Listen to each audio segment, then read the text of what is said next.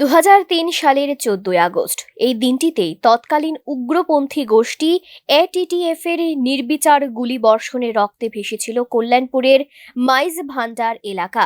ঘাতক বাহিনীর হাতে নৃশংসভাবে প্রাণ হারিয়েছিলেন ১৫ জন নিরপরাধ পুরুষ মহিলা।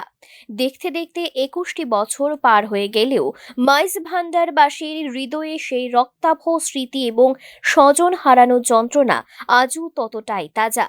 আজ সেই ভয়াল হত্যাকাণ্ডের বর্ষপূর্তিতে প্রয়াত শহীদদের স্মৃতির প্রতি গভীর শ্রদ্ধার্ঘ্য নিবেদন করা হয়। মাইজ ভান্ডার শহীদ বেদিতে আয়োজিত এই শ্রদ্ধাঞ্জলি অনুষ্ঠানে পুষ্পস্তবক অর্পণ করে শ্রদ্ধা নিবেদন করলেন স্থানীয় বিধায়ক পিনাকি দাস চৌধুরী। সঙ্গে ছিলেন কল্যাণপুর নগর পঞ্চায়েতের চেয়ারম্যান সোমেন গোপ, মণ্ডল সভাপতি এবং এলাকার শক্তি কেন্দ্র প্রমুখ বাবুল দেবনাথ। আজকের দিনটা অত্যন্ত আমরা মর্মাহত এবং একটা বিভীষিকার দিন ছিল।